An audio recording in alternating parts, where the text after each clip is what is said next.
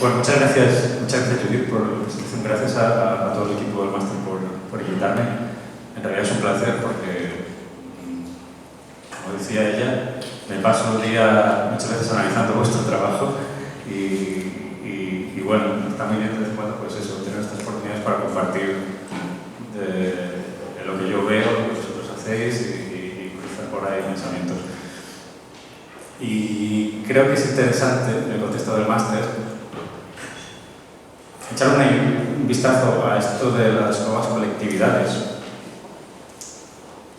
y pensar en la vivienda no solo desde la perspectiva a la que probablemente estamos muy habituados, porque todos nos pasamos el día mirando plantas de viviendas o visitando edificios donde se repiten una serie de constantes, y es interesante echar una mirada a veces un poco más prospectiva, un poco más intentando entender hacia dónde van las tendencias, intentando entender también cómo se comportarán las normativas en relación a las nuevas circunstancias, etc., ¿no?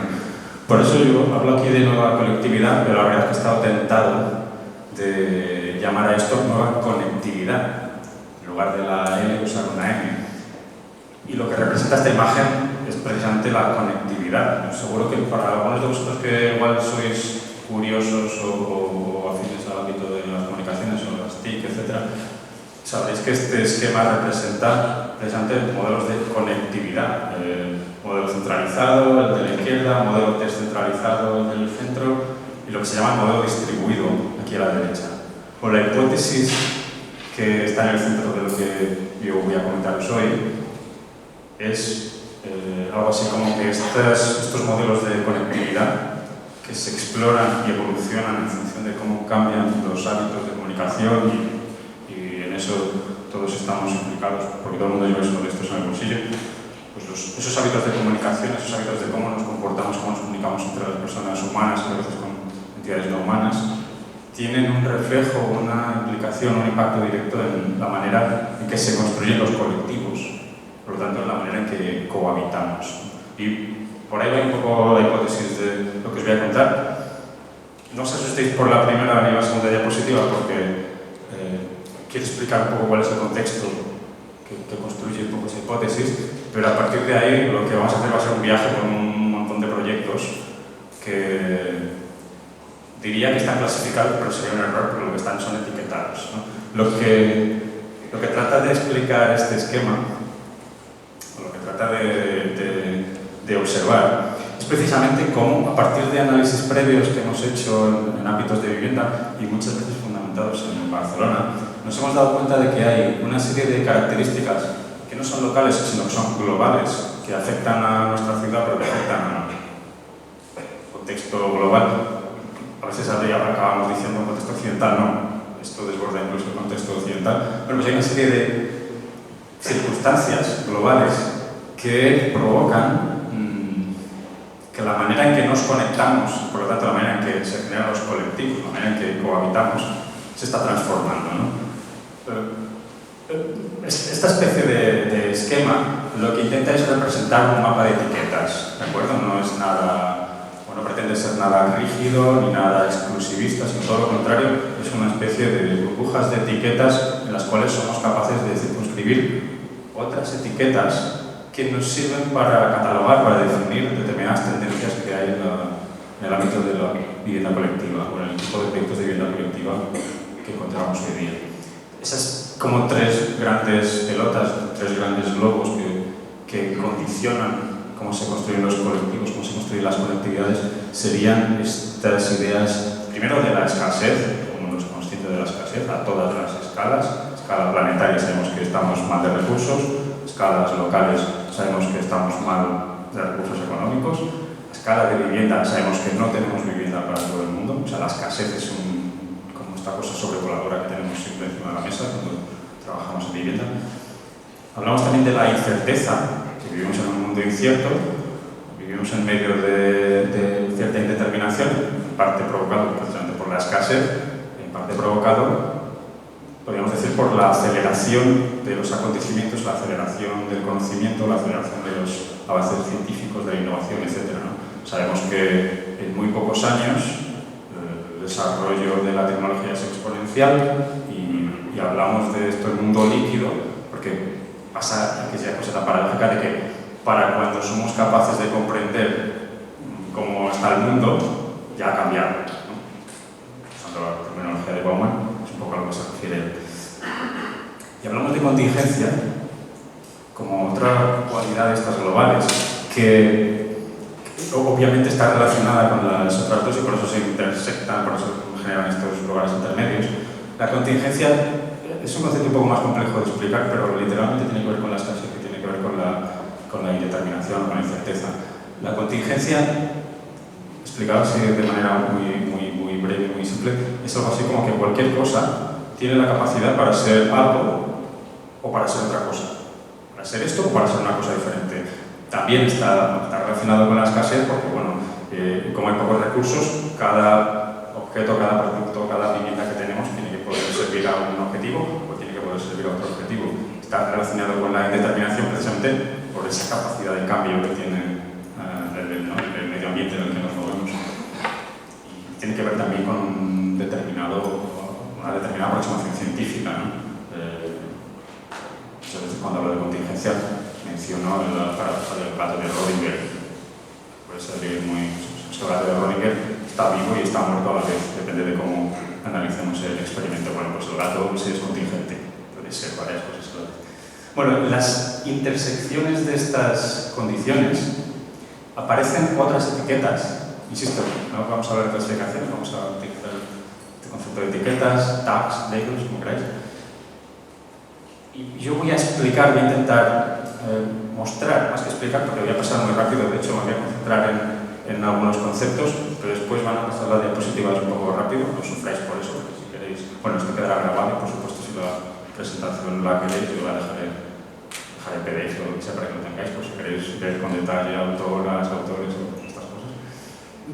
Decía que por ahí las intersecciones interesan en particular tres etiquetas que tienen lecturas muy claras en cuanto a intersecciones particulares. Por ejemplo, en la intersección entre lo escaso y lo incierto tenemos esta idea de lo táctico, ¿no? Cuando las cosas... Bien, pues ahora esto es un poco el índice de lo que os explico. Insisto, no os asustéis, pero veréis que todo lo que aprendéis son etiquetas, esto es un mapa de relaciones. Lo táctico tiene que ver a veces con la emergencia, tiene que ver con lo temporal, tiene que ver con lo participativo, tiene que ver con acciones que tenemos que poner en marcha porque los medios son escasos y porque los tiempos son inciertos, ¿no?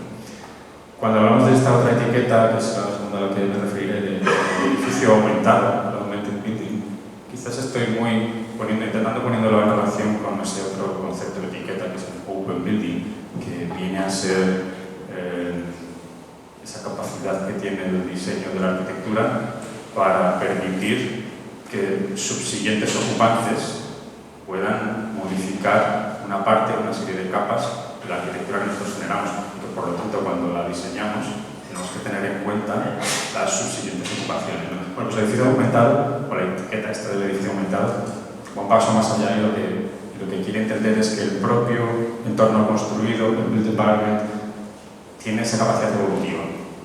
Todo, absolutamente todo lo que está construido, y por eso está en esta intersección entre lo contingente y lo escaso, puede evolucionar, puede reconvertirse en otra cosa, ¿no? Y especialmente cuando hablamos de vivienda.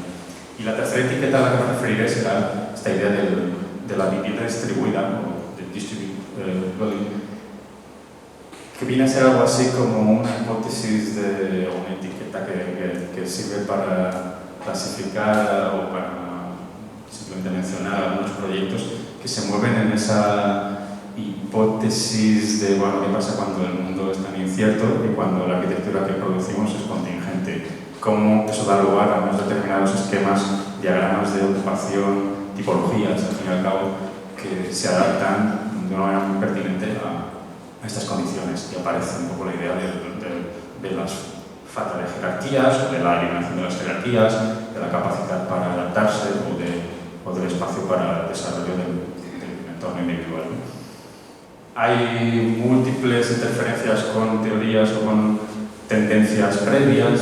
Hablamos del cohousing, sobre cohousing, en mente cosas en ese ámbito, del open building, que ya me he referido a ello, o del map building, que fue como una evolución que se hizo sobre todo a través del Tinten, en el cual se ofrecían como unas primeras tramas y unas normas de agrupación que bueno, tienen mucho que ver con lo que yo voy a contar. En definitiva, el resultado de todo esto es que tenemos que hablar de nuevos modelos de colectividad, tenemos que hablar de nuevos modelos de domesticidad, que tenemos que hablar de la capacidad resiliente de la arquitectura, en particular de la arquitectura residencial, para adaptarse a todo este mapa, a todo este mundillo. Bueno, lo más duro ha sido esto. Y ahora vamos a ver literalmente proyectos que se etiquetan, que se pueden, como mínimo, algunas de sus características tienen que ver con estas características. Lo táctico lo tenemos que poner siempre en relación con lo estratégico, ¿no? Y son conceptos que, por supuesto, están relacionados con el tiempo. El tiempo es el factor fundamental cuando hablamos de si algo es táctico o es estratégico. Sabemos, todo el mundo tiene en la cabeza, porque nos bombardean por las polémicas que hay, sobre todo en relación al urbanismo táctico, pero lo táctico es un tipo de herramienta que podemos utilizar no solo en el urbanismo, podemos utilizarlo en la vivienda, podemos utilizarlo en otros espacios, en otros lugares de la arquitectura, ¿no? Lo táctico, cuando nos relacionamos con la vivienda, no puede ser algo a un excesivo corto plazo, porque la inversión en el ámbito de la arquitectura es importante, sobre todo cuando tenemos que garantizar las condiciones de vida mínimas, y muchas veces está en la intersección entre lo táctico y lo estratégico. Pero recordad, los corto plazos o los corto medio plazo es el lugar donde la arquitectura residencial tiene un lugar para la innovación muy interesante. Empiezo con una serie de ejemplos.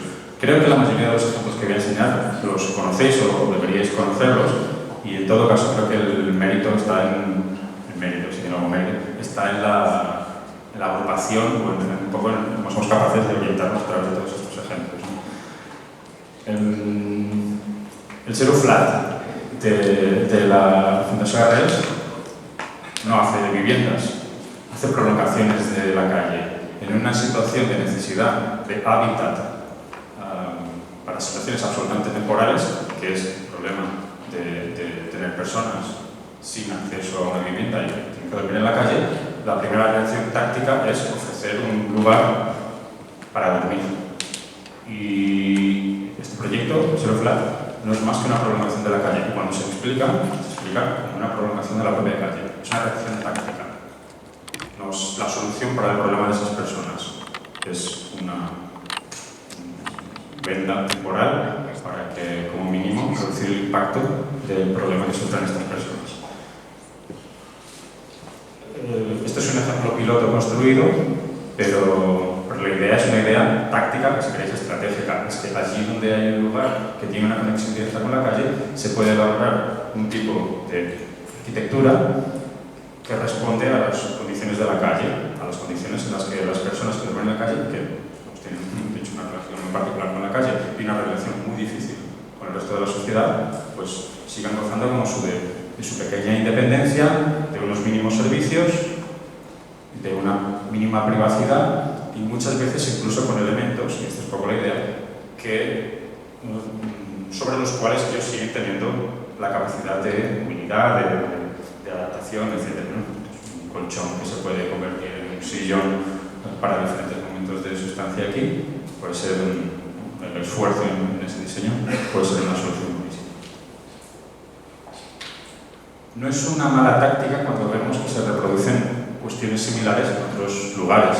Este es un ejemplo de Bruselas, que se conoce como Home for Less, y tiene la curiosidad de que acaba de recibir uno de los premios de la New Bauhaus. Un proyecto que fue iniciado por gente como vosotros, que estaban en su último curso de carrera y que propusieron un tipo de acción directa sobre lo que pasaba en su ciudad y fueron localizando locales en los que pueden construir pequeños habitáculos para gente que dormía en la calle. Es decir, reacciones tácticas utilizando esas habilidades que vosotros habéis adquirido en la carrera.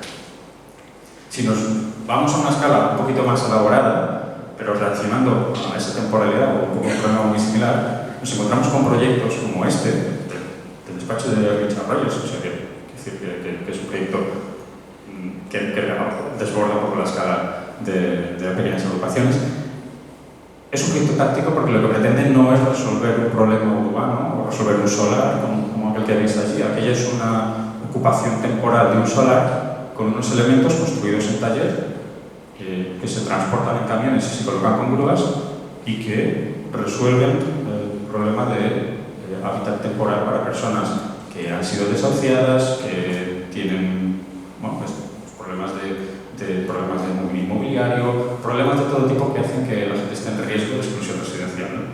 Este tipo de proyectos se acercan a ocupemos un solar que el ayuntamiento en este caso nos cede durante un periodo, ahora no recuerdo si son 5 o 8 años en este caso, y la inversión es perfectamente eficiente, puesto que esta construcción se puede mover a otro solar cuando se acabe el plazo de ocupación. Como veis, no hay una solución urbana, simplemente es una táctica de ocupación que temporalmente servirá para que estas personas dispongan de ese hábitat. Y la propia tipología responde como a múltiples posibles ocupaciones. Puede ser que eso que estemos viendo sea una vivienda para una unidad familiar, una unidad de convivencia que ya existía de antes, eso que ahora llamamos una burbuja de cohabitación, pero también puede ser un lugar de co-living para personas que puedan tener un dormitorio independiente pero que puedan compartir un espacio. Incluso se puede llegar a dar el caso de que puedan tener un lavabo independiente. Una reacción táctica. Es un poco la pinta que tiene. Conocemos estos proyectos en Barcelona, puesto que tenemos este programa, APROP, ¿no? Alojamientos de proximidad, que lo que hacen es reaccionar también a la inmediatez. El ayuntamiento dispone de licencia, aunque haya una serie de solares que sean privados o que no sean propios del ayuntamiento, se dispone de un permiso para su ocupación durante un periodo de tiempo, con lo cual se puede hacer una inversión rápida, inmediata, para que mediante algún tipo de construcción industrializada o como en este caso, que son los contenedores marítimos, se pueda ocupar ese lugar y se dé lugar a un hábitat, no podemos llamarlo de viviendas, sino lo llamamos alojamientos porque no cumplen determinadas condiciones de lo que llamaríamos vivienda, pues sin embargo son reacciones inmediatas que permiten que personas en riesgo de exclusión residencial en el área se puedan quedar en sus barrios, puedan seguir consumiendo en los comercios a los que solían ir, etc. ¿no? Es una reacción inmediata para un problema que tiene otra escala temporal, lo cual es interesante. Paso rápido porque todo lo conocéis de sobra. Es que el modelo tipológico en el fondo lo que hace es adaptar contenedores estos de 40 pies, donde un modelo tipológico puede servir con la utilización de 2 contenedores o con un contenedor simple. Con 2 contenedores se obtiene un tipo de vivienda que lleva a tener cierta dignidad, ¿no? Un poco el cuidado con el que se desarrolla, el hecho de ser un proyecto piloto también ayuda, pues hace que sea una experiencia que pueda ser repetible o incluso mejorable. No somos pioneros, obviamente, en Barcelona en la construcción con contenedores marítimos y de hecho hay todo un abanico de proyectos en toda Europa que han utilizado este mismo procedimiento, ¿no? De construcción rápida con el reciclaje de contenedores marítimos, a veces no solo reciclaje, sino utilizando contenedores nuevos, para construir como pequeños barrios que también tienen una función relativamente táctica, porque son ocupaciones temporales. Os enseño 3 o 4 y los 3 o 4 son como pequeños campus residencias universitarias, ¿no? Más grande, este es un proyecto súper conocido, que es el Kipunen de Ámsterdam. No sé ni deciros el número de viviendas que hay aquí. Este es un ejemplo en Le Havre, en Francia. También una residencia, un tipo de campus, siempre con mucho cuidado por la definición de espacios comunes, de espacios libres que quedan entre los contenedores. Un ejemplo en Copenhague, en el barrio de Refshaleon, que puede ser una especie de residencia al lado del puerto. Esto es curioso, muchas veces se ubican al lado del puerto porque incluso se limita esa distancia, ese transporte entre los contenedores marítimos y el uso final. Podéis haceros una idea de cómo ese tipo de hábitat está, digamos, entregado en bruto para que cada habitante se lo personalice. Uno un poquito más elaborado podría ser este proyecto de Frank Manjuni de Berlín, que otra vez campus, residencia universitaria. Aquí sí que hay mucho cuidado con los espacios públicos, espacios compartidos, etc. El paso siguiente, y por eso los mismos autores de la Rambla, ¿no? En este caso Estrada 3, David Juárez y todo su equipo, trabajando con un equipo de Medellín, ganaron un concurso de este modelo de vivienda que ellos llaman ATRI, que significa Alojamientos Tácticos de Repoblamiento Inclusivo, que es otro programa del Ayuntamiento de Barcelona en el que básicamente se trabajan en estos 4 ejes. Primero, que se pueda construir vivienda adaptable utilizando oportunidades que nos da la ciudad. Solares vacíos, edificios que no tienen agotada la edificabilidad en altura, lugares en zonas llaneras que pueden ser como reaprovechables. Segunda estrategia es que esa habitabilidad se convierta en un modelo constructivo, modular, etcétera, que pueda permitir la reproductibilidad del mecanismo. Y 2 características que son muy importantes desde la perspectiva humana, y es, en el primer caso, que se codiseñe con las personas que van a habitar esos módulos, y en el segundo, que se propongan soluciones de cohousing. Como aparece esta otra etiqueta, esto del cohousing, cohousing co-living, no sé yo ahora quién lo defina, pero muchas veces nos vamos a referir a cohousing cuando existe un colectivo de personas que tienen actividades comunes y que toman la decisión de tener una vida también en colectivo. Entonces se genera un proyecto de cohousing. Normalmente hablamos de co-living cuando se genera un proyecto arquitectónico sin la comunidad previa, y a través de ese proyecto arquitectónico se pretende que diferentes colectivos, diferentes personas, grupos de convivencia vengan a cohabitar en el mismo lugar, ¿no? Cohousing, co-living, que tienen procesos puede ser completamente diferente. Muchas veces mezclamos los términos, quizás no es en este momento lo más importante, pero sí que es interesante ver cómo existe esa relación entre lo táctico y el hecho de que las maneras de conectarse, volvemos a lo mismo, las maneras de generar el colectivo empiezan a ser un poco diferentes. Traigo siempre, cuando aparece esto del cohousing, me veo obligado como a traer un ejemplo pionero de esto. Este ejemplo muchos deberíais conocerlo, es el proyecto cooperativa Sarg Fabrik en Villena. Este es un lugar mítico porque en Villena hay una tradición maravillosa del tipo de desarrollo de proyectos de cohousing por su tradición en la construcción de cooperativas, la construcción de colectivos que deciden cohabitar y por tanto hacer sus propios proyectos. Y es interesante porque cuando nos referimos a la autoría siempre tenemos que acabar poniendo esta imagen, que al final son estas personas, es este colectivo enorme el que decide llegar a este lugar que es un poco tétrico, y no es un poco que sea tétrico, porque esto era una fábrica de ataúdes en una manzana en el centro de Villena, ¿no? En un interior que tiene conexión con dos puntos de la calle, y que lo convierten en una especie de oasis interior, con contacto con el exterior, un lugar urbano maravilloso. El proyecto tiene esta pinta, lo que veis prácticamente es todo el interior de manzana, por allí a la izquierda y arriba los lugares donde se toca el exterior de la calle, pero el espacio interior que se genera es súper rico, porque está lleno de espacios compartidos, de espacios comerciales que incluso son accesibles para el exterior, de pequeños equipamientos. Ya no hablo de pequeñas guarderías o espacios de almacenaje, sino tienen una sauna, tienen una piscina compartida. Si miramos la sección de esto, está por ahí, allí debajo tienen un gimnasio brutal. Es decir, y esto está decidido, programado, planificado y construido por ese grupo de gente que habéis visto antes, obviamente con la colaboración del BKK3, un grupo de arquitectura muy interesante, austriaco. Los modelos de residencia que se acaban ofreciendo son también súper interesantes, porque claro, no solo reaccionan a la multiplicidad absoluta de colectivos que participan de la cooperativa, que pueden ser desde personas que viven solas a diferentes modelos de convivencia en 2 o 3 personas, hasta casi, como veis en el ejemplo de aquí abajo, es una especie de residencia, ¿no? Donde hay cocina, lugares, espacios compartidos, todo lo que es técnico compartido, y después pequeños espacios para la residencia individual, para dormitorios individuales, digamos. Esto es como el lugar mítico, ¿no?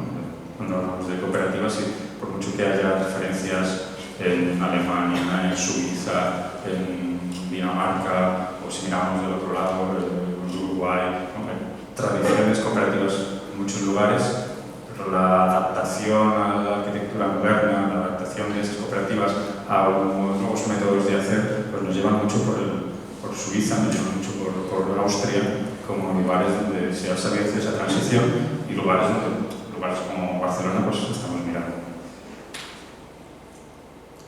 El ejemplo local que todos conocéis es la cooperativa de La Borda, como lo debéis conocer de sobra, también pasó muy rápido, pues, en un espacio muchísimo más pequeño, pero bueno, con capacidad para generar un pequeño patio, que es lo más feo porque aquí no hay personas, pero también con la intención de generar esa modularidad, esa capacidad de evolucionar en el futuro, esa capacidad para personalizar y asignar los módulos pertinentes para cada grupo de convivencia. Y también esa capacidad para pensar la arquitectura sin que la arquitectura esté acabada, que a veces en la escuela pues muchas veces nos cuesta. Nosotros tenemos que dar la oportunidad de que quien habita se imagine su propio hábitat, ¿no? Y en este caso está clarísimo, incluso se ayuda a visibilizar cómo puede evolucionar. Lo que tiene como consecuencia que bueno, hay como dos manos en los dibujos de arquitectura, lo que hemos sido capaces de proponer desde la arquitectura y lo que los habitantes acaban colonizando. Y obviamente el espacio acaba siendo un lugar pues, lleno de, ¿no? Se lee la gobernanza desde cualquier punto, la gobernanza es común y eso provoca pues, que pasen cosas diferentes. Ejemplos de esto a pequeña escala. Es que podríamos hablar de muchísimos ejemplos, pero ya he traído un par por ver un poco cómo puede funcionar a diferentes escalas. En Ámsterdam, una casa que se plantea una familia que en realidad son dos familias. Imaginaros, abuelo, abuela, padre, madre y niño, niña. Y esto estamos hablando de una familia súper familiar, pero tradicional, no pasa nada. Y que se plantea, bueno, pues hagámonos una cooperativa, somos dos núcleos familiares, pensando en un futuro tercer núcleo familiar que sería formarían nuestros hijos. Y se construye en aquel lugar que está en negro y en blanco, sección, digamos, la familia senior y la familia, entre comillas, junior, pensando que obviamente la familia senior, a lo largo del tiempo, va a necesitar menos espacio y que la familia junior va a ir creciendo y que los adolescentes van a necesitar más espacio, etc. Hasta que llegará un momento que unos pasarán el espacio de los otros, se subdividirá, habrá una escisión en la parte inferior. Os podéis imaginar cómo puede evolucionar esa sección. Lo importante es que se ha pensado esa sección para que eso pase, ¿no? Y de hecho, en todo el proyecto, el lugar, digamos, diseñado, la escalera, es como la vertical. Todo lo demás es como apropiable, se puede modificar, etc. Es una manera súper interesante para trabajar un proyecto. Por supuesto, hecho con muy poco presupuesto, pero es una especie de cooperativa interna. Lo mismo pasa con este proyecto también en Ámsterdam. Tres grupos de amigos en plena crisis de Lehman Brothers se querían comprar un solar y no llegaban. O se compraban el solar o construían la casa. Conclusión, llegan a la conclusión de hacer una cooperativa de tres familias, se compran tres solares y son capaces de llegar al encargo de la construcción de lo más básico, ¿no? Como lo que llamamos el soporte del edificio común, pero ya personalizado, porque como son autopromotores, se lo pueden permitir. La cosa más divertida es que son capaces de hacerse esta especie de preestructura sobre la que pueden avanzar sus viviendas, o sea, que pueden un poco crecer. No tienen los mismos medios, es una especie de cooperativa asimétrica, con lo cual la edificabilidad que se reparten es un poco diferente, ¿no? Pero, sin embargo, sí que llegan a que una empresa constructora les construya el contenedor de manera conjunta. De tal manera que lo que son los forjados, por ejemplo, para hacer los forjados ya no trabaja la empresa constructora, para hacer los forjados trabajan con un modelo de cemento-madera, una especie de elemento prefabricado que trabajan los carpinteros en Ámsterdam y que, por lo tanto, ni siquiera necesitan solicitar licencia de tribunal mayor para hacerlo, allí se puede hacer. Y las tipologías pues son un poco locas porque pueden modificarse. Porque ese elemento interior, eso que veis ahí, se puede desaparecer en cualquier momento. Incluso las escaleras se hacen de tal manera que en un momento dado se pueden reubicar. Esto es lo que os decía del complejo, obviamente súper resistente. Y tampoco es barato, pero bueno, claro, bajos recursos en el entorno de Ámsterdam. Ejemplos ya un poco más llevados al extremo. Esto estaríamos hablando que es como un co-living. Y nos vamos lejos, vamos a Seúl, Corea del Sur, y un tipo de residencia que tiene que dar la capacidad para que la gente trabaje allí, es decir, como si fuera un coworking, que fuera a su vez un lugar de comercio, que tuviera un espacio de almacenar, que tuvieran capacidad para convertirse también en lugares donde acaban durmiendo. Bueno, pues este proyecto permite un poco todo eso, pero básicamente porque se plantea esas condiciones y lugares que se pueden aprovechar para unas determinadas actividades durante el día tienen, o en algunas plantas, en otras plantas o durante otras horas del día, tienen la capacidad para evolucionar, cerrarse y convertirse desde pequeñas oficinas hasta pequeñas viviendas, siempre micro. Pensad un poco que seguimos en aquella escala de lo táctico. Voy controlando el tiempo, pero me quiero. Este es un poco el aspecto que tiene. Ahí veis como, por ejemplo, un poco los espacios intermedios, cómo se acaba definiendo una de estas cápsulas, ¿no? Ejemplos maravillosos de este tipo y mucho más delicados los tenemos en Japón. Por ejemplo, la LT es una vivienda, residencia o housing, bueno, pues, se nos mezclan las etiquetas, que lo que consigue es que mediante una especie de modulación, si os dais cuenta, hay una modulación súper regular del proyecto, se acaban definiendo espacios totalmente desjerarquizados de vivienda, que son estos rooms tan como numerados, y todo lo que veis en amarillo son espacios compartidos, pero con una riqueza espacial tremenda, ¿no? Con un poco de imaginación os dais cuenta de la capacidad de actividades o de la capacidad de tipos de relaciones, de conexiones o de, hablamos de conectividad y colectivo, que pueden aparecer en estos lugares. Y la idea está en el origen, ¿no? Vamos a intentar diferenciar lo que es espacio privado permanente de lo que puede ser un espacio común y vamos un poco a hacer lo que dicen en el tandem.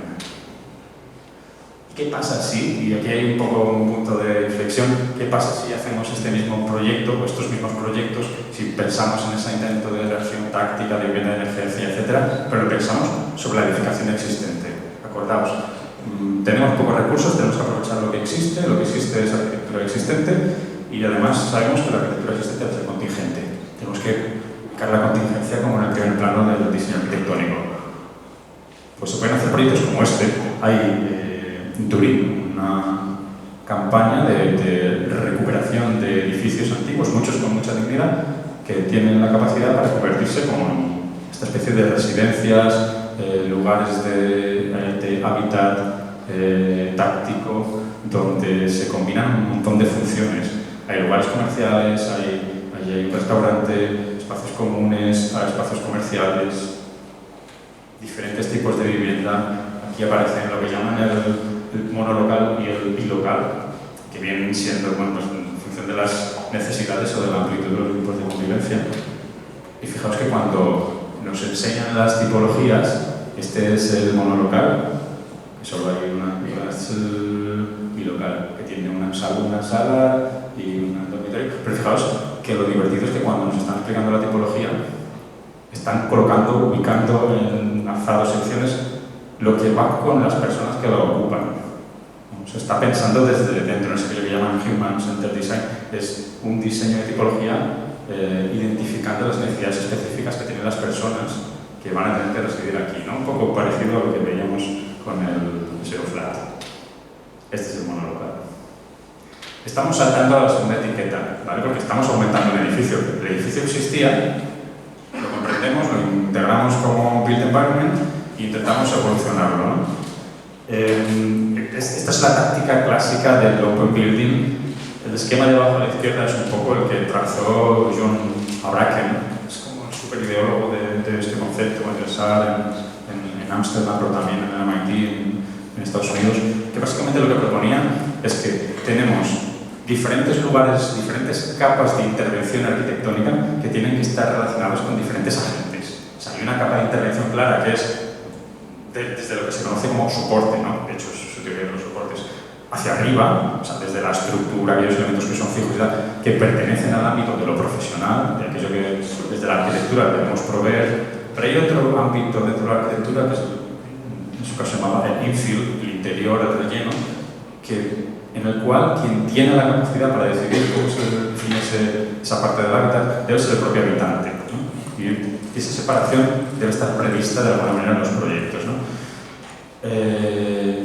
Stuart Brand, que es un tipo súper interesante, activista, periodista, un libro muy interesante que debéis mirar, que se llama How Buildings Learn, cómo los edificios aprenden, desarrolló el esquema como de 6 capas, se llaman las 6 S, donde se puede un poco identificar qué capas, un poco en la línea de ahora, qué capas pueden ser de alguna manera removibles o reutilizables en función del tipo de intervención que hagamos en el entorno construido.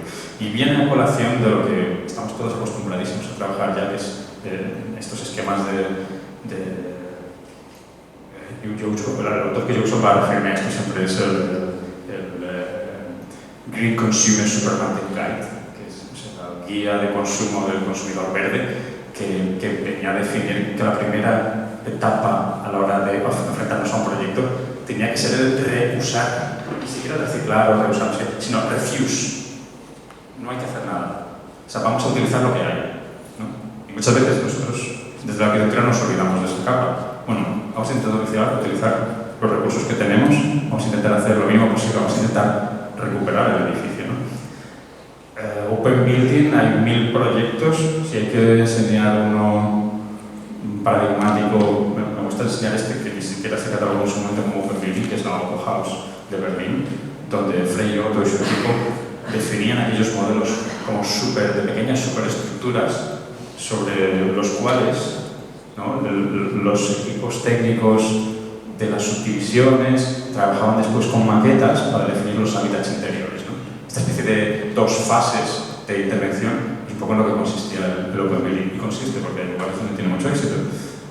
Nosotros aquí con nuestra normativa se hace un poco complejo, pero tengamos eso en la cabeza, ¿no? Pensar el diseño en esas 2 fases. Y lo que es importante es que en el mundo actual y con las condiciones actuales, el entorno construido ya es algo así como la primera fase, y tenemos que ser capaces de aportar estrategias, diseños que se apropien y mejoren esa construcción existente. Por eso hablamos de edificio aumentado. Lo de edificio aumentado también viene a colación de espacio plus, ¿no?, que precisamente son la categoría universal, como los que han acuñado el término, y no hace falta que os enseñe demasiado este ejemplo, que todos lo conocéis, y que básicamente consiste en entender y comprender lo mejor posible el entorno construido para aportar con una intervención muy medida y muy precisa una calidad de vida muchísimo mejor, aumentada, no solo de aumentado, pero también una calidad de espacios, una calidad de espacios que, bueno, tergiversan completamente la tipología como existía o la manera en que vivía la gente, y la gente tiene la capacidad de reapropiarse de su propio hogar, ¿no? Con lo cual, en cierto modo, le volvemos a dar el rol protagonista a las personas que ocupan, a las personas que habitan, para rehabilitar sus espacios. Hay ejemplos a escala grandísima. A mí me gusta mucho el de Flat Triburg, en Ámsterdam. Esto que veis ahí era un proyecto de aquellos de los 70, de nido de abeja, aquello que fue mucho éxito después del Tinten, se llamaba Bilderberg, que obviamente lo que ha pasado es que en cierto momento pues, tuvo que ser derribado al máximo, porque menos en Ámsterdam, donde el más modelo de ciudad jardín era la extensión de la ciudad, era como el modelo dominante, y pues, el habitante no aceptaba este tipo de propuestas. Esto es un poco en hacer lo que existe ahora, pero una polémica muy divertida en relación a este edificio, ¿vale?, de Flat Triburg, porque la adjudicataria de esa promoción pues quería derribarlo también, y sin embargo se quería conservar algunas de las piezas, y se llegó incluso a sacar a la venta por €1 por la promotora, se llegó a sacar a la venta para ver si la gente realmente quería o no quería conservar el edificio. Y la reacción fue que, claro, buena parte de la gente que vivía ahí sí que quería conservar el edificio, y que se ofrecieron, hicieron actos de reivindicación y actos activistas para conseguir que se rehabilitara el edificio y que muchas de las personas que iban a ser desalojadas o reubicadas del barrio pudieran vivir en él, ¿no?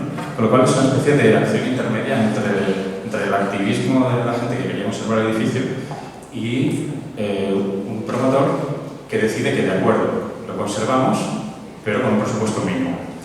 lo que se hace es minimizar mucho el tipo de intervenciones que se hacen, se arrasa por dentro lo que son las unidades de vivienda y básicamente se mueven las escaleras, se hacen las plantas bajas y los accesos mucho más dignos, en la planta de abajo se ubican lugares, apartamentos muy dignos y lugares comerciales que no, digamos, que dieran vida al espacio. O sea, se consigue hacer un lugar muy vivible y se definen una serie de tipologías que son apropiables por los habitantes, pero claro, la condición de que los habitantes van a tener que participar en la definición, no solo en la selección dentro de un catálogo, sino que van a tener que autoconstruirse determinados interiores. Lo cual está muy bien en este caso, porque hay una identificación, un proceso digamos, de generación del colectivo a partir del hecho de trabajar juntos, ¿no? Por supuesto, desde el estudio de arquitectura se les ofrece catálogos para sus cerramientos, es un poco la pinta que acaba teniendo, se ofrecen unas determinadas tipologías base, por ejemplo, en el 74 cuando se construyó tenían aquella pinta, en el 2013 se ofrece como una base como muy bruta, ¿no? Y aparecen las posibles variaciones de esa base. Y lo mismo con este otro que era un poco más amplio. Por lo tanto, hay una participación, hay una construcción del colectivo. En Barcelona también tenemos ejemplos de ocupación, incluso de lugares que tienen un cierto carácter patrimonial, ¿no? El proyecto de la Fabra y Coats es un ejemplo magnífico de cómo en un lugar que ya tiene unas connotaciones, porque hay toda una fábrica de creación, hay todo un complejo de actividades, hay un hub de cosas que pasan, donde no hay vivienda y, ¿por qué no utilizar uno de los contenedores? Haciendo ese ejercicio que veíamos antes de Stuart Bruno, de John Bracken, que es, vamos a reconocer las capas, ¿no? Vamos a reconocer qué es, muy bien, vamos a reconocer muy bien qué es de lo existente, aquello que nos sirve, y vamos a aumentarlo, vamos a hacer un edificio aumentado, identificando una estrategia de construcción de un interior que nos permite, pues, evolucionar o construir una tipología que primero tiene relación con el contexto en el cual se está produciendo, pero que también permite que la ocupación, ¿no? Y por eso esta sección longitudinal, la ocupación del propio edificio da lugar a que pasen cosas, relaciones, conexiones, colectivos que de otra manera hubieran sido muy complejas, ¿no? No hace falta que explique demasiado el edificio porque seguro todo lo conocéis de sobra. Esta es la tipología, que aparte de tener unas condiciones después, ventilación cruzada, cierta desjerarquización, tiene cosas muy interesantes. Pero pensémoslo también a pequeña escala. Aquello que veis ahí había sido una police station hace mucho tiempo en Amberes y lo mismo, una serie de personas, bueno, veis cómo era el edificio arriba, cómo era, abajo cómo se reconstruye, y estos son los protagonistas. Existen estas familias que en lugar de comprarse un solar, en lugar de otra cosa, pues se agrupan y deciden hacer una OPA casi por la compra de la antigua estación de policía, esta police station, y se construyen un cohousing con la libertad que les da para definirse unas tipologías de vivienda, claro, aquí armadas en vertical, pero unas tipologías totalmente libres, donde negocian los espacios, por supuesto se construyen tanto algunos equipamientos comunes como un jardín, un backyard brutal, que es eso que veis al principio, que le da una calidad de vida tremenda a esto que se acaban haciendo. O sea que estamos combinando, ¿no?, un poco la acción táctica de, bueno, este es el recurso que tenemos, con el aumentar un edificio existente. El resultado tiene una calidad brutal. Lo cual nos está llevando a la última etiqueta, y debería ir casi acabando, nos lleva a la última etiqueta, que es esta idea de la vivienda distribuida. Claro, lo que está pasando es que necesitamos una reacción de aquel modelo podría ser un modelo de vivienda anónimo, o podría ser un modelo de vivienda anónimo que seguro habéis visto, que se parece mucho a cualquier vivienda que encontraréis en revistas.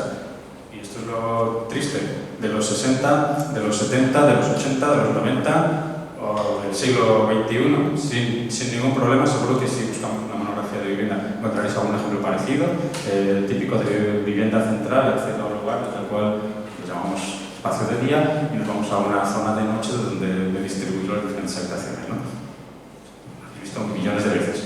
Y sin embargo, estamos viendo cómo aparecen otros paradigmas de conexión, que muchos están determinados por lo que está pasando en relación a los colectivos, lo que ha pasado en las cooperativas, lo que pasa con las agrupaciones tácticas, lo que pasa incluso con determinadas rehabilitaciones, y que nos llevan a que muchas veces la solución acaba siendo no tan centralizado como aquel, sino un objeto más descentralizado, donde empezamos a compartimentar, a deconstruir cómo se construye la vivienda, esto es un paradigma absoluto, claro, o donde incluso llegamos a hacer una distribución de la vivienda en sencillamente espacios desjerarquizados con encadenados.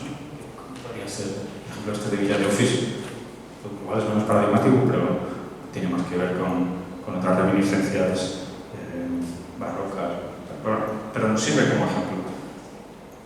Os enseño 2 o 3 ejemplos de esto que está pasando. Otra vez, una supercooperativa, el Mädelsbühnen de Zurich. Se construye en un barrio ya que va de esta idea de descentralización. Pero es que los propios proyectos, bueno, por supuesto los protagonistas vuelven a ser las personas que son una agrupación antes de que exista la arquitectura y que cuando hacen los proyectos, por ejemplo el Hausa, se organizan en función de una planta descentralizada donde existe toda una especie de magma, no sé si es la palabra que voy a usar últimamente, pero existe esta especie de lugar intermedio ocupable por los diferentes habitantes y después existen esta especie de cápsulas que pueden ser variables pero que dan lugar al hábitat más privado, ¿no? Con lo más privado, y se combinan de una manera descentralizada, ¿no? Pasa en Hausa, más gente acaba teniendo esto, desde cocinas compartidas, pequeños espacios de proyección, claro, además seguro conocéis el proyecto porque estas imágenes son bastante míticas, pero bueno, muchos de los proyectos de este complejo pasa lo mismo, ¿no? Estos lugares descentralizados que dan lugar a espacios compartidos, espacios relación, espacios incluso de otras actividades que pueden ser exteriores al edificio, ¿no? Hay todas unas normas de funcionamiento de cada uno de los edificios y hay lugares dentro del propio edificio que sirven para obtener rendimiento, que viene gente de fuera a trabajar o cosas así, ¿no? ¿Algún ejemplo de cómo se ha intentado abordar esto de la descentralización desde estudios de aquí de casa? Por ejemplo, Marta y José están trabajando en algunos casos en proyectos en los que intentan provocar esa descentralización, intentando, os voy a enseñar esta planta, intentando como deconstruir lo que pasa en la vivienda e intentando generar ese espacio fluido en torno a los lugares que pueden ser considerados como más privados. Tenemos capacidad para hacer eso, incluso desde proyectos, entre comillas, más o menos convencionales, con toda la trampa que pueda haber en la definición gráfica de estos proyectos, pero la idea está ahí, ¿no? Y de hecho hay una cierta intención espacial, ¿no? De fluidez de lo común, de indeterminación en relación a la parte más privada. Pero hay otra tendencia que tiene más que ver con definir la indeterminación a partir de dar una base tramada, definir una pregeometría que lo que hace es facilitar espacios desjerarquizados. Cuando digo desjerarquizados me refiero a que son homogéneos, la trama es isótropa, por lo tanto todos los habitáculos tienen más o menos las mismas dimensiones y las mismas características. Y os enseño este ejemplo en la Vía Olímpica de Turín, de Diener and Diener. El proyecto puede tener, no tiene más interés en realidad, pero el tipo de tipología que se está ofreciendo es básicamente la definición de unas crujías que respetan un ritmo estructural y que definen esos espacios isótropos, a partir de los cuales, a partir de apropiaciones concatenadas, van surgiendo las diferentes tipologías de vivienda, ¿no? Es como todos los espacios son iguales, están concatenados y al final consigo que cada espacio en realidad pueda ser una cosa u otra, ¿no? ¿Acordáis de eso de la contingencia? Puede ser que sea un dormitorio o un salón o un espacio de trabajo o cualquier otra cosa. Un ejemplo local de esto, que seguro que conocéis, es este proyecto de Mayo, ¿no? En donde trabajan con la propia lógica estructural del ensanche, de los anclas, de estos edificios en los que ya se definen esas crujías, ya se definen históricamente, porque era la magnitud o las dimensiones de crujía que admitían las estructuras de madera que se usaban, y y donde se da la posibilidad de reconstruir la tipología utilizando esta especie de espacios concatenados, ¿no? Que se vienen definiendo con las mismas dimensiones. Obviamente no tienen las mismas características porque unos son más exteriores y otros son más interiores, pero la idea está ahí. Y la idea no deja de ser que cada espacio que tiene esa determinación pueda ser utilizado para un uso o para otro. Y que el mismo espacio pueda dar lugar a un tipo de vivienda, de un grupo de convivencia sobre la propia de una determinada manera, pero otro grupo de convivencia podría darle la vuelta y usarlo de una manera completamente diferente, utilizando la misma arquitectura. Es un poco a donde nos lleva esa determinación. Lo mismo, la calidad espacial, a través de esa concatenación espacial, pues puede resultar muy interesante. Hay un montón de proyectos, y aquí sí que ya no me entretengo. Esto es un proyecto en Austria que utiliza la lógica modular para generar una especie de juego con el cual los futuros habitantes pueden decidir cómo se distribuyen los módulos de sus viviendas. Aquí hay una lógica, creo que hay una imagen, hay una lógica de colores que están asociados a determinados usos, ¿no? Pues unos son dormitorios, cocinas, terrazas, etc. Donde se puede jugar con esta lógica para terminar definiendo cómo es la vivienda de cada grupo de convivencia. Lo mismo, la espacialidad a veces es muy interesante. También, algún ejemplo local, Carles Enric ganó este concurso el año pasado en Castelldefels, utilizando exactamente la misma lógica.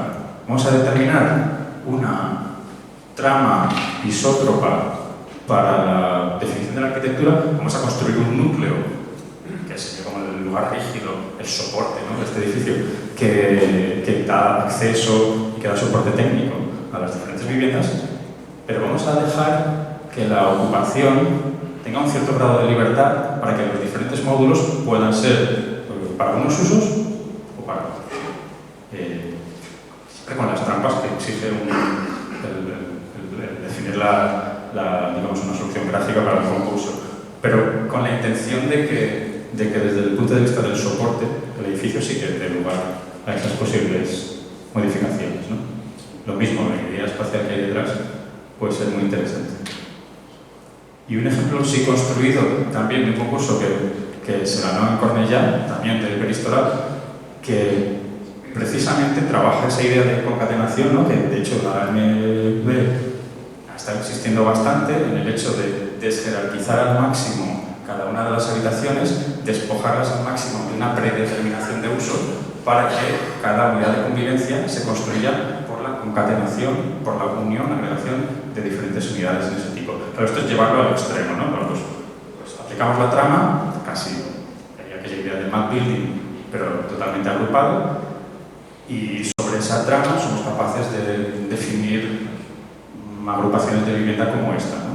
Hay un acceso desde el exterior y hay esa indeterminación en entender que pasa un poco por el medio, ¿no? Bueno, pues el dormitorio podría ser un dormitorio, podría ser un salón, o no. Hay una mínima determinación por el hecho de la ocupación de los lugares técnicos, ¿no? Hay esa especie de medianera con respecto a otra vivienda donde tenemos el equipamiento técnico para lavabos y cocinas, pero aparte de eso hay un intento al máximo por no predeterminar el uso de esas como unidades de habitación.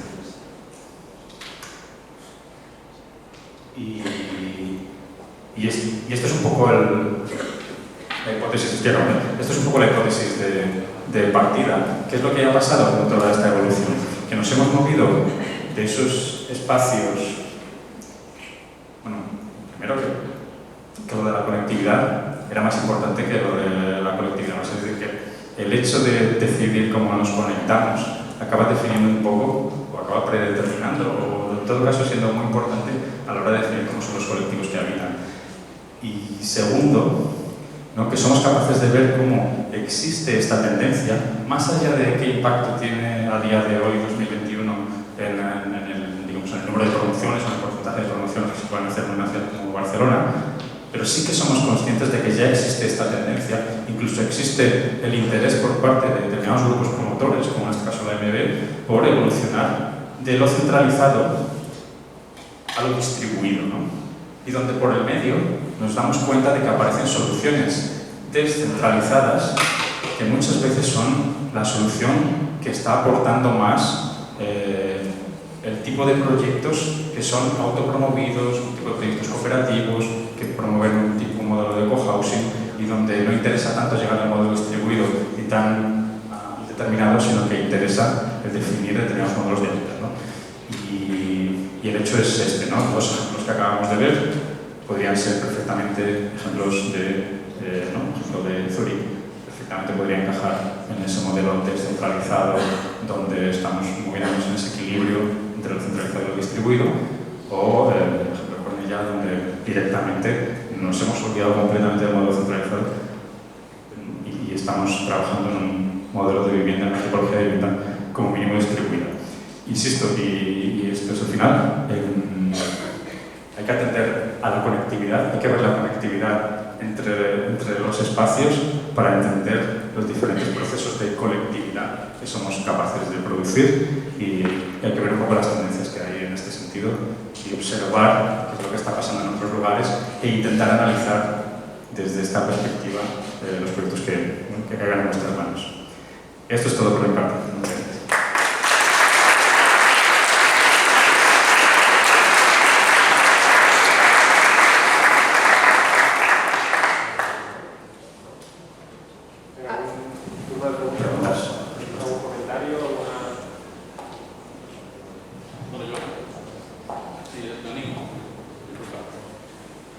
Tú eres profesor de historia, ¿no?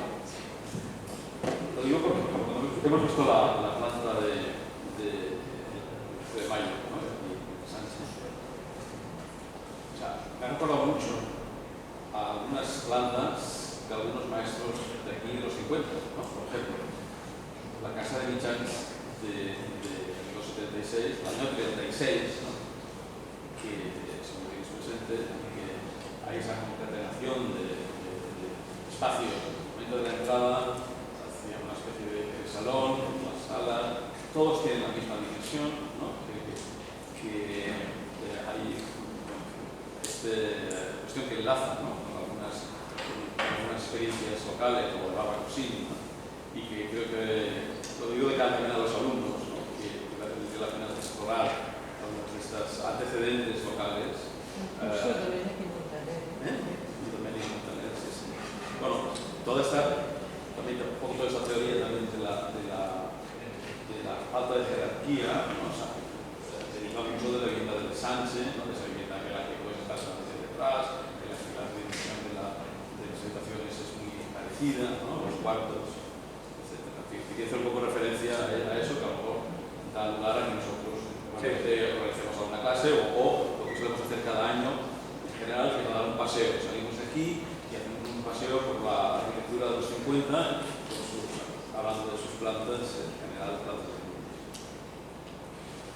Absolutamente. Sí. O sea, aquí tenemos una tradición brutal y las dimensiones de los edificios del ensanche, que para algunas cosas son tan terribles, sin embargo, por el propio modelo estructural que había que seguir, determinamos los espacios indeterminados, ¿no? Determinamos los espacios que eran todos iguales, ¿no? Estaban determinados por la ecología, y hay proyectos maravillosos desde el primer ensanche de principios del 20 a luego, ¿no? De elaboraciones, por un chan de dices, pero más gente, ¿no?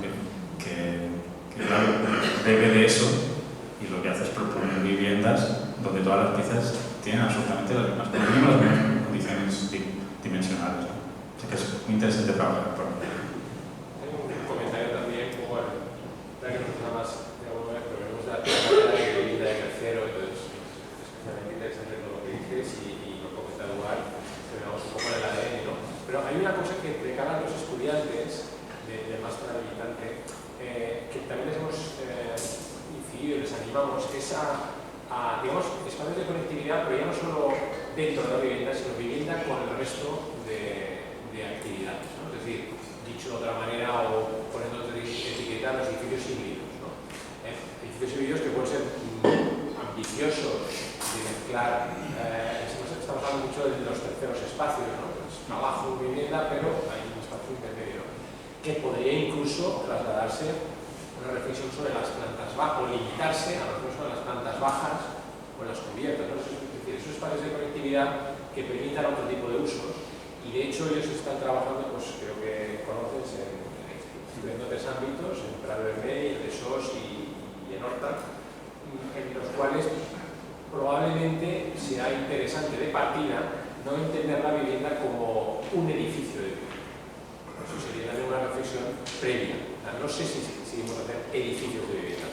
Creo que es muy interesante empezar cómo hacer esa vivienda, pero también, tal vez, cuestionar el primer enunciado, o al menos reflexionar sobre ello, que sería un paso más en esa conectividad casi a nivel de uso. De hecho, claro, dos cosas en relación a eso. Una, relacionada a lo que decíamos antes, también fijémonos en el ensanche. El ensanche es un lugar de superposición de funciones que ha funcionado, que tiene mucha lógica y que nos ha colocado en una posición de modelo de ciudad que es ciudad densa, centralizada, pero de no demasiada altura, que es referencia para muchos otros lugares. No precisamente por la calidad a priori que tienen las dimensiones para hacer vivienda, pero sí por esa capacidad para hibridar funciones, ¿no? Incluso cambiar, ¿no? Exacto. Las acciones de intervención que indicas sirven por una cosa o por la otra. Exacto, es un poco, aquí venía un documentario, pues, la hibridación muchas veces tiene que ver con la contingencia. O sea, no se trata solo de diseñar para que dos actividades convivan o tengan capacidad para convivir, sino para que aquel espacio que diseñamos pueda ser una cosa y la otra, ¿no? Porque lo que no sabemos es qué va a pasar con eso en el futuro. Nosotros entregamos un edificio, pero el edificio está vivo. El edificio va a cambiar, ¿no? Muchas veces, yo siempre hago esta reflexión cuando clases de vivienda.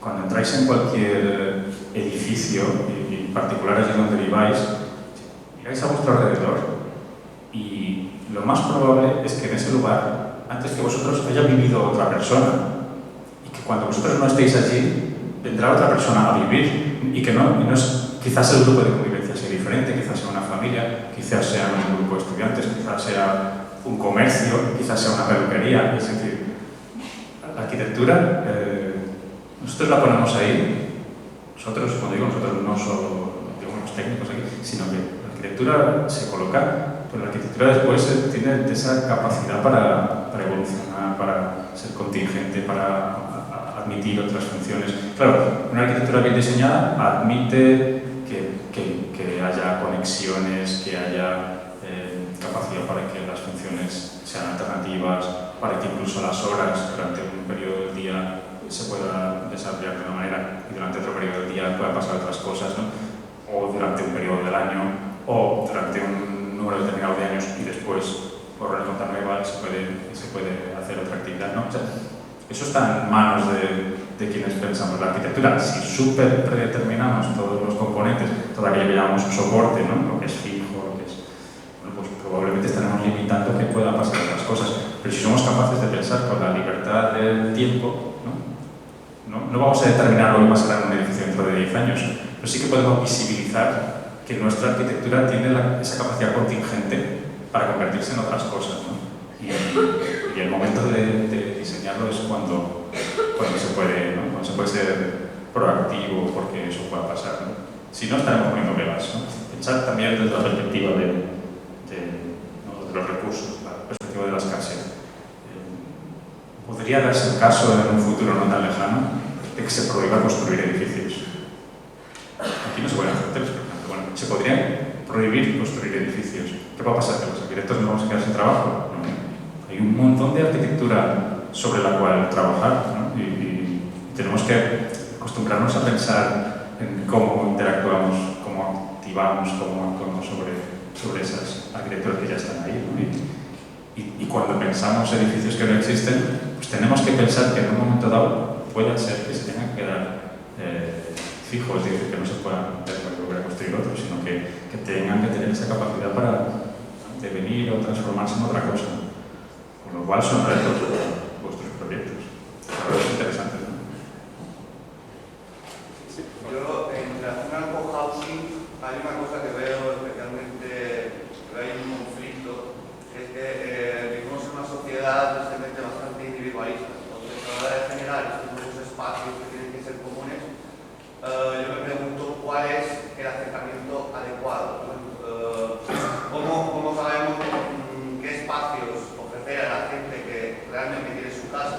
espacio y a lo mejor no quiere relacionarse con sus vecinos, cómo es la mejor manera de conseguir que quieran relacionarse.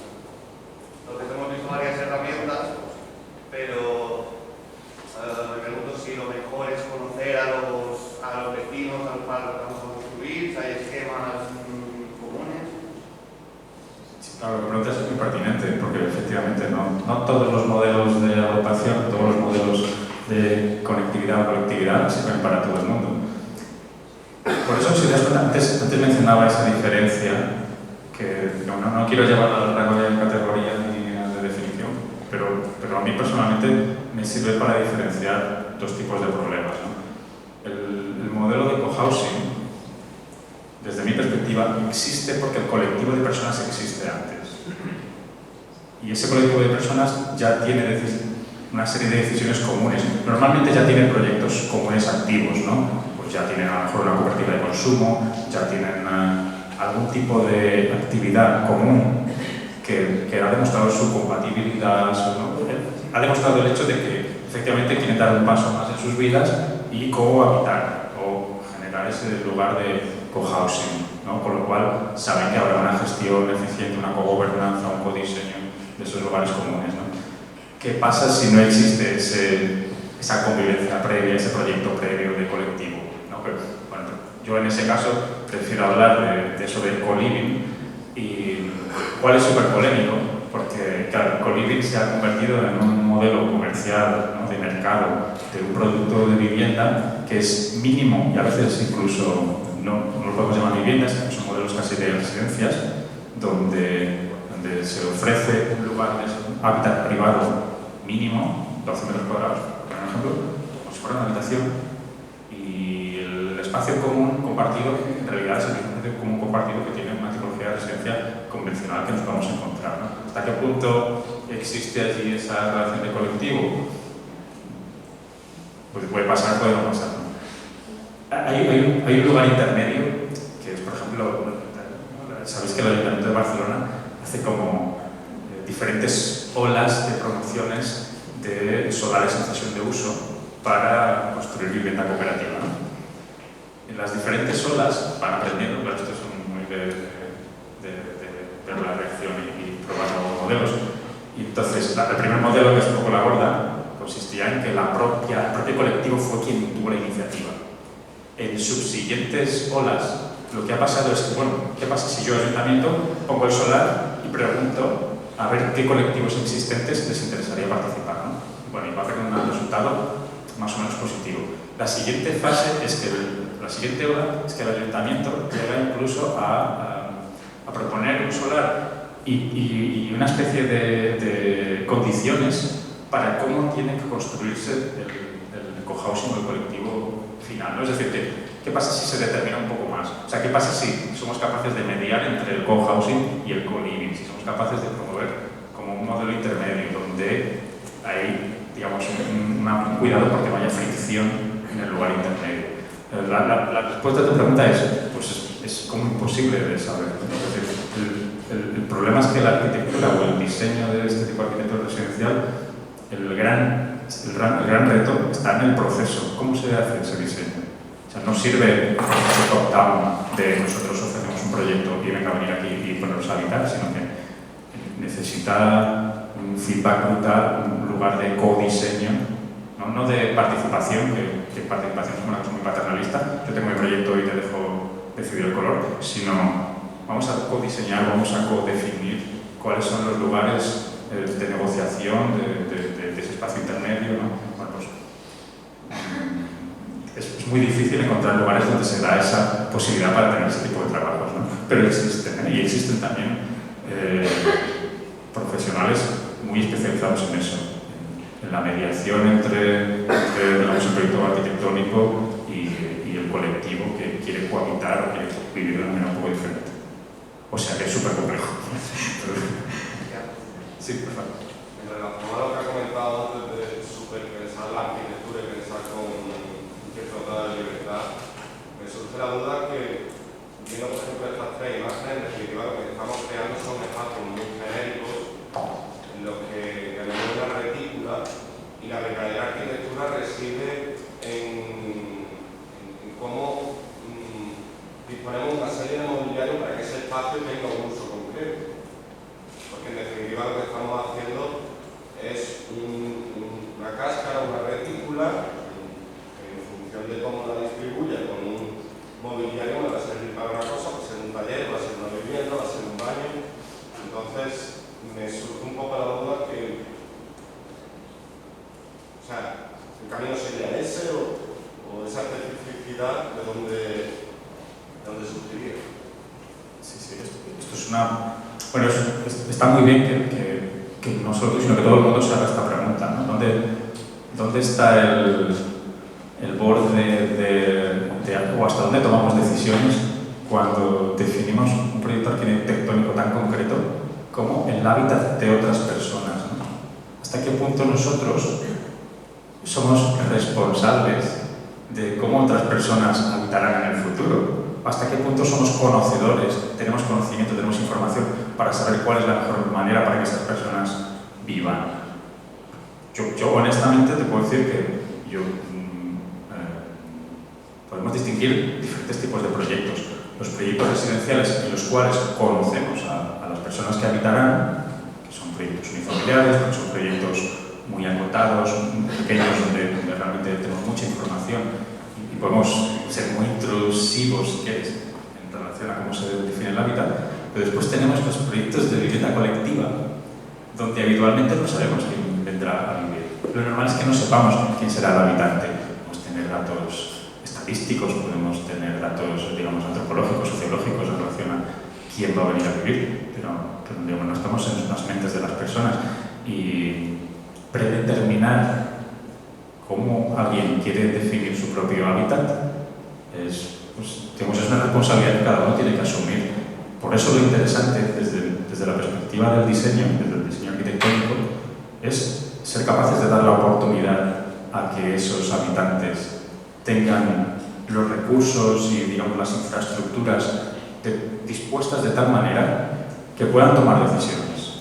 Porque entre otras cosas, esto es una cosa muy humana, el hecho de tomar la decisión te identifica con un lugar, te identifica con una decisión, no te identifica con una solución final. Y si sacamos esta componente psicológica o humana del propio proceso de diseño, yo creo que estamos obviando o estamos dejando fuera una parte muy importante de que un proyecto sea exitoso o no. El hecho de no contar con la propia capacidad de tomar decisiones de las personas. Lo explico de otra manera. Si os dais cuenta, yo estoy hablando de vivienda difusa. Lo de difusa, cuando lo explico así en un contexto más pesado, pero cuando hablo de difuso en otro contexto, normalmente hay dos referencias importantes en relación a lo difuso. La primera tiene que ver con la ciudad difusa, ¿no? Los teóricos italianos, sobre todo en los 80, hablaban de la ciudad difusa, un poco relacionada a la ciudad dispersa, pero lo disperso es que hay un centro y se extiende. Lo difuso quiere decir que ya no tenemos tan claro dónde está el centro, ¿no? Que hay muchos centros, es difuso en ese sentido. La otra acepción importante de lo difuso, la otra referencia que yo uso siempre, es la de un diseñador, que ahora en algún momento me va a venir el nombre, que escribe un texto que se llama Design when everybody designs. Es algo así como entender el diseño cuando en realidad todo el mundo tiene la capacidad de diseñar. Se llama Ezio Mancini, es un diseñador no industrial, no de producto, es un diseñador teórico. Lo que Mancini está diciendo es que hay dos tipos de diseño: el diseño experto y el diseño difuso. El diseño experto es aquel diseño en el cual el profesional o la profesional del diseño determina la solución a un problema y ofrece un producto, ¿no? Es como hace todo el proceso científico de diseño.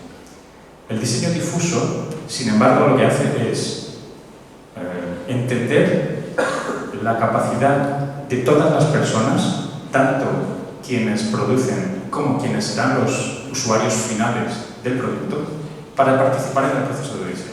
Es decir, el diseño difuso es aquel en el cual el proceso de diseño integra a quienes acabarán siendo los usuarios, a quienes acabarán siendo productores parciales, pues, los constructores, promotores, etc. Es difuso porque las decisiones se toman utilizando otro tipo de estrategias. Las decisiones son codiseñadas o co-gobernadas, ¿no?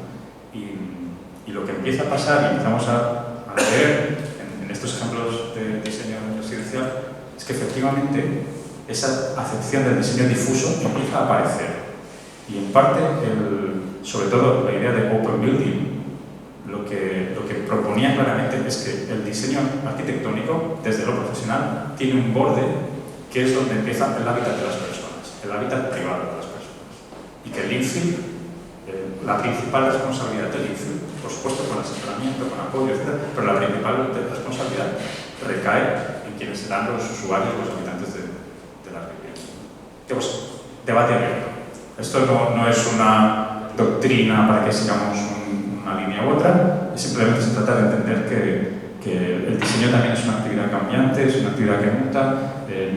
Yo utilizo siempre el término difuso porque empatizo con que hay una componente humana que cada vez más se ha de introducir y hay un reflejo ya en el hábitat residencial. De todas maneras, para puntualizar esto que acabas de decir, detrás de todos los ejemplos que has mostrado, detrás de todos ellos, hay la mano de un experto. Detrás de todos ellos. O sea, el proceso puede ser lo que sea, pero detrás de todos ellos, al final... Siempre aparecía por ahí un nombre, ¿verdad?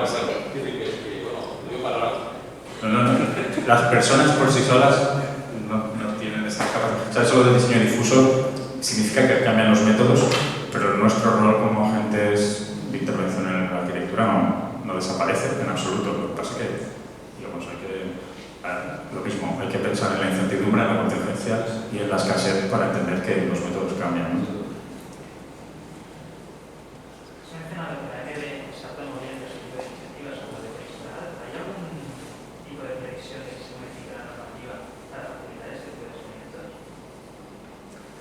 Pues es muy interesante la pregunta y no te sabría decir. Yo sí que te puedo decir que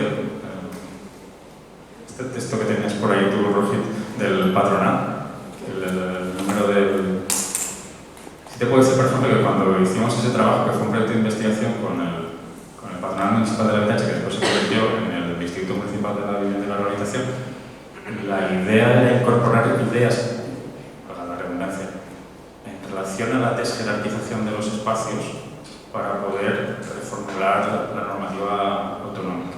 Pero como para tener inputs para poder reformular las normativas locales, incluso hasta cierto punto el decreto de habitabilidad. Esto es un poco para que aquí se juntan muchas cosas. Uno, primero, la investigación en arquitectura tiene la capacidad para tener impacto a ese nivel, ¿no? Yo siempre defiendo esto cuando trabajamos en el ámbito más de la recerca de la investigación. Ojo, que también tiene mucho impacto, tiene la capacidad para movilizar entidades que son capaces de cambiar las normativas, cosas así, lo cual es interesante, lo digo para aquellos que tengáis ese input hacia la investigación, pensad que puede tener muchos resultados. Y volviendo a la cosa más concreta, aquí se da la circunstancia que tenemos muchas entidades públicas y ahora también una entidad híbrida capaz de promover vivienda pública. Ahora es curioso porque aunque las competencias de promoción de vivienda pública, esto es un lío tremendo, o sea, los presupuestos son estatales, las competencias son autonómicas y sin embargo muchas de las entidades son locales, en nuestro caso en Barcelona. Tenemos una metropolitana y tenemos una entidad híbrida. Y lo que está pasando es que algunas de estas entidades tienen muy claro que el hecho de promover las soluciones estas concatenadas incluso genera un beneficio en la eficiencia de uso de los espacios. Es decir, hay un beneficio como salen más viviendas. Y claro, lo están evaluando. No sé si será un ensayo y error, pero lo está haciendo con el IPSO la ANB y se lo está planteando. Por eso el Instituto Municipal de la Vivienda y la Rehabilitación está intentando también que salgan muchos más proyectos de vivienda, de suelo, de vivienda en suelo de decisión de uso, porque también se provocan, se producen este tipo de tipologías. Si eso va a provocar un cambio normativo, pues debería, ¿no? Por eso siempre pongo el ejemplo ese que veíais al principio de la izquierda del todo. Es que llevamos viendo la vivienda tipo nuclear para familia nuclear siempre, ¿no? Y vaya, un momento que la propia demografía no se adapta a ese tipo de vivienda, con lo cual bienvenido sea. Sí, sucede.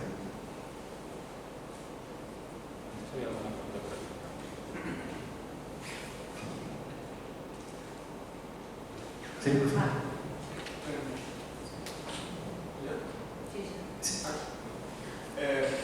Respecte a les habitatges aquests on està suficientment obert que amb el temps evolucionin els usos las viviendas que con el tiempo se pueden cambiar los usos, que son mallas donde las habitaciones pueden variar, etc. Siempre estamos pensando que todas estas actuaciones van a ser buenas, pero no siempre van a ser buenas. Por ejemplo, las viviendas estas que has enseñado, una de esas habitaciones que era la sala de estar, si es renta de alquiler y si quiere sacar máximo provecho, esa sala de estar se convierte en una habitación más y se convierte en una vivienda sin sala de estar. Porque yo he vivido en uno de estos tipos de viviendas que se especula y que, bueno, que esta participación puede ser buena, pero a la vez también puede ser muy negativa. Sí. Bueno, es una buena puntualización. Es decir, mi respuesta a tu observación es, efectivamente tenemos que ser siempre críticos, ¿no? Igual que hemos comentado que en el caso del cohousing existe una reacción del mercado que está ofreciendo esta especie de co-living que parece como muy modernity, pero en realidad lo que están haciendo es sacarnos de nuestras viviendas, meternos en zulos donde hay un sofá compartido. Pues igual que se está ofreciendo eso como vivienda y no lo es, hay que ser precavidos en relación a cómo se puede utilizar esto de las viviendas, de las habitaciones concatenadas como modelo tipológico. Porque efectivamente, antes lo estábamos comentando, si en parte el IMSOL se lo ha llegado a plantear como un beneficio a nivel de eficiencia de uso del espacio, quiere decir que un promotor privado puede intentar hacer con eso virguerías, ¿no? Y hay que tener mucho cuidado. En parte, y vuelvo a la pregunta anterior, en parte lo de los cambios de normativa un poco por aquí. Cualquier cambio normativo o cualquier intervención en esto de las políticas de vivienda es súper peligroso, porque el mercado de la vivienda es súper feroz. Sabéis que los mayores fondos de inversión de Occidente, pero también de China, tienen un ojo puesto en el mercado de la vivienda, con lo cual cualquier uso sobreproductivo que se pueda hacer del suelo, del producto inmobiliario, lo desarrollarán antes incluso que las promociones públicas, donde se puede experimentar, pero se pueden sacar resultados negativos y por lo tanto no seguir sobre eso. Entonces, el cambio normativo tiene que suceder después de que se haya comprobado el éxito, la calidad de eso, ¿no?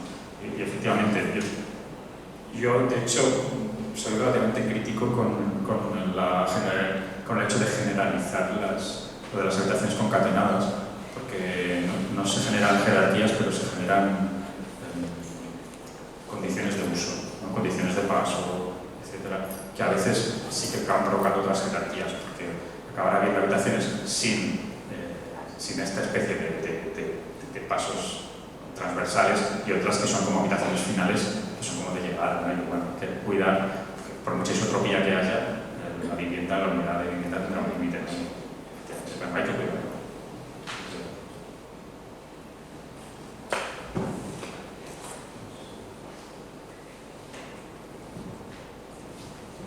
Yo solo quería una pregunta en relación a los ejemplos que has mostrado. Claro, cuando el mecanismo de construcción tiene que ver con un bottom-up, ¿no? O sea, que cuando son cooperativas que buscan soluciones, tiende a ser muy homogéneo en el público, en los casos del extranjero, y de algún modo se pierde algo, cuesta introducir la variedad de la sección Osmanien, ¿no? La variedad, la superposición, o sea, la flexibilidad esa de usos cómo se combina o cómo podría combinarse en un futuro con la riqueza que da el que no todo el mundo tenga 40 años, ¿no? Pero bueno, la familia nuclear no existe, bueno, no sé si no existe, pero en cualquier caso, ¿no? Hay más variedad y por tanto la casa no tiene que ser tan rígida como en el primer, no sé si en el suroeste de todo, ¿no? Pero entonces, ¿cómo se combina eso con la real variedad? O sea, la riqueza, en definitiva, a la ciudad, el interés, ¿no? Que enseña un mayor, conviva con el joven, ¿no? Porque claro, los experimentos que conozco de fuera, no sé si está para nada, pero los experimentos que conozco de fuera son, bueno, vamos a mezclar unos cuantos viejos, o sea, o una cosa tipo residencia con jóvenes, ¿no? Pero precisamente la ciudad buena, digamos, algo de la ciudad interesante del 19 de los Sánchez era esa cosa, claro, que se producía también porque más arriba era más caro, más barato, ¿no? Y porque no todo era tan igual, ¿no? O sea, que el mismo edificio tenía locales peores, locales mejores, áticos, para más ricos, pero todos entraban por la misma botella, ¿no? Todos compartían el ascensor. El del fútbol de abajo, bueno, no sé, es una observación. Sí, no, pero totalmente, además es súper pertinente porque de hecho es los expertos en cohousing, en vivienda cooperativa, etc. Esto es uno de los retos más importantes que se plantean. Quizás no tanto por el hecho de ser transgeneracional. O sea, de hecho, la mayoría de los buenos ejemplos, tanto de Uruguay, tanto en Zúrich, en Viena, o sea, muchos de los ejemplos sí que han intentado generar, sobre todo los que son más grandes, han intentado generar como que sea un hábitat transgeneracional, o sea, que hay personas mayores conviviendo con familias mucho más jóvenes y por supuesto con muchos, digamos, diferentes tipos de grupos de convivencia, desde unipersonales hasta familias numerosas. Pero sí que hay un gap brutal por el hecho de que quien participa en este tipo de proyectos son gente que igual no es tanto que sea una élite económica, pero sí hay una especie de élite intelectual. O sea, no todo el mundo tiene acceso a la información o al conocimiento de cómo son los mecanismos para acceder a un modelo de vivienda cooperativa. Y aquí pasa cuando, o sea, esto se ha demostrado claramente en Barcelona por el hecho de ver quién participa en los proyectos de cooperativas en solares de cesión de uso. Y es que hay como, sí que hay una franja generacional que es la que tiene más interés, que es la franja joven que hay estudios universitarios,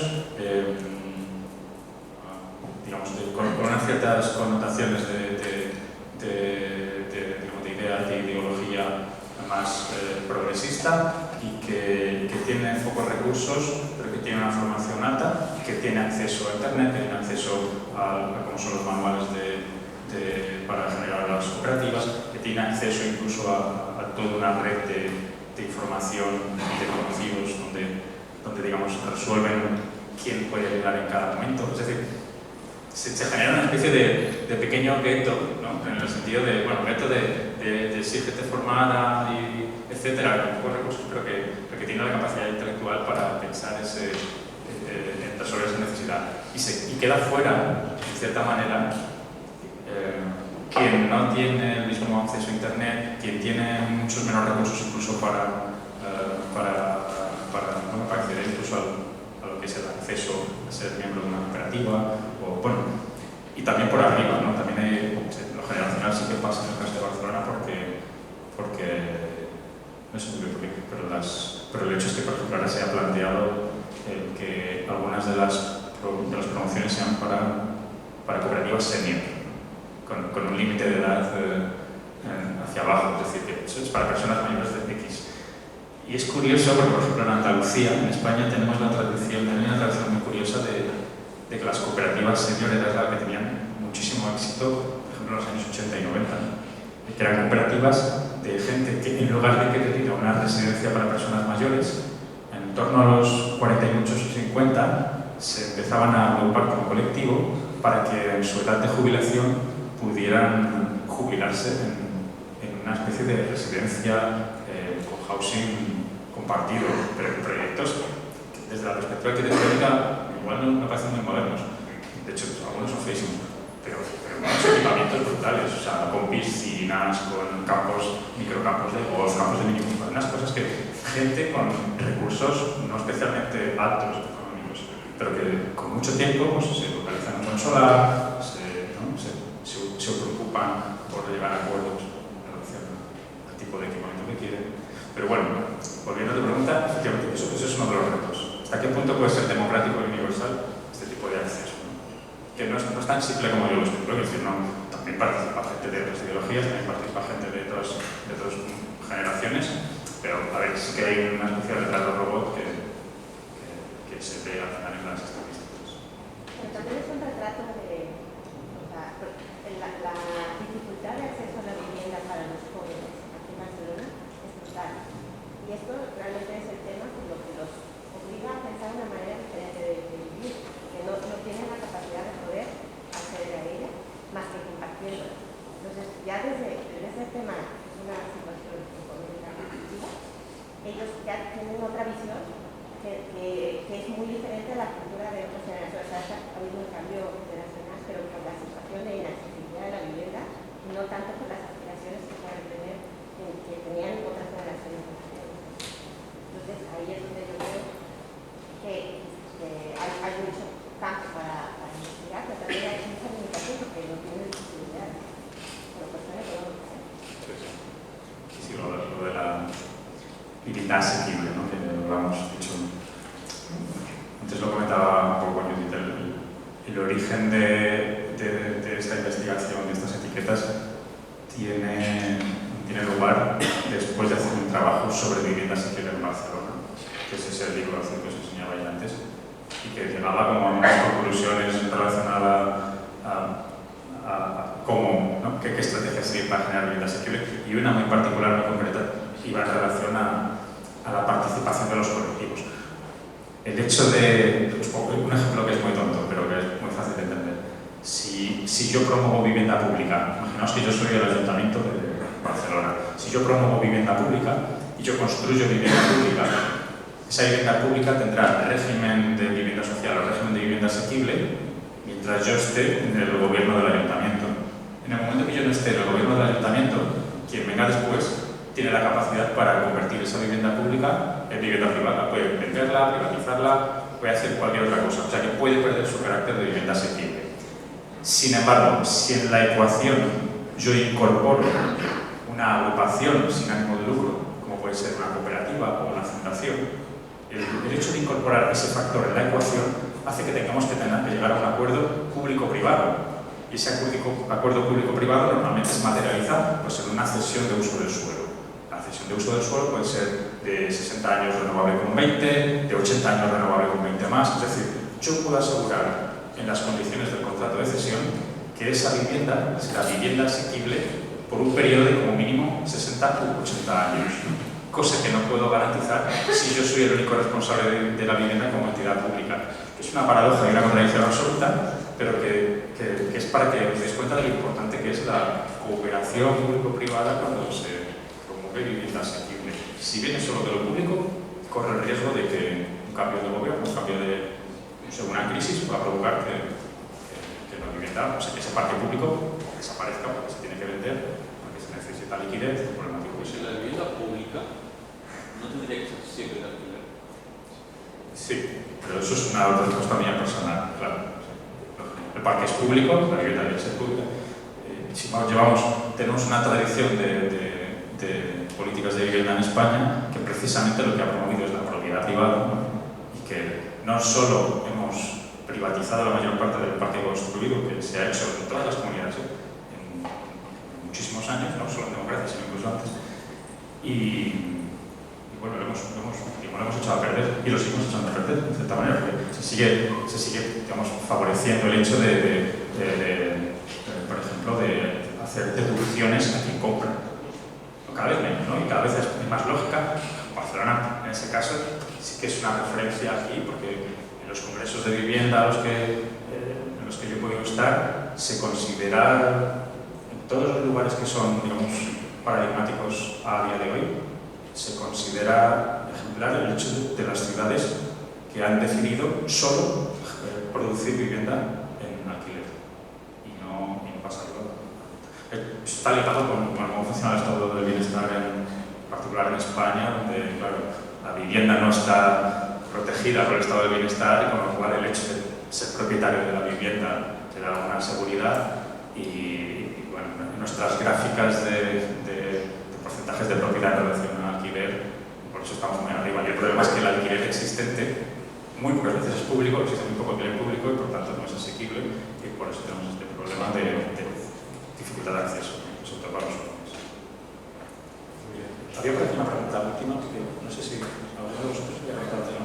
Yo quería volviendo al tema que hablaba María, creo que a nivel estratégico, como arquitecto, la mejor estrategia a seguir es, frente al crisol de personas que tenemos, tirar por algo genérico, ¿no? Que ha conectado un poco con la pregunta que sucedió a nivel más del diseño, frente a tanta diversidad, tiramos por algo más simple, que luego se vaya certificando.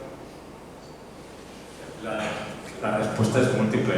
Puede ser que nos interese mucho definir los límites desde donde llegamos, puede ser que nos interese hacer muchos proyectos, ¿no? Es decir, esto es lo típico. ¿Cómo se gana un concurso cuando estas son las condiciones? Pues fijaos en cómo responde la gente. Hay gente que ofrece un producto muy open building, o sea, muy de dejar a la imaginación de quien quiera entender el producto final. Hay gente que lo que hace es hacer visibles las posibles alternativas que hay en relación a un proyecto, ¿no? Sí, es genérico, hay una parte genérica y hay una posibilidad de apropiación que yo también defino, no por determinarla, sino para que el futuro habitante se imagine cómo podría ser el catálogo de soluciones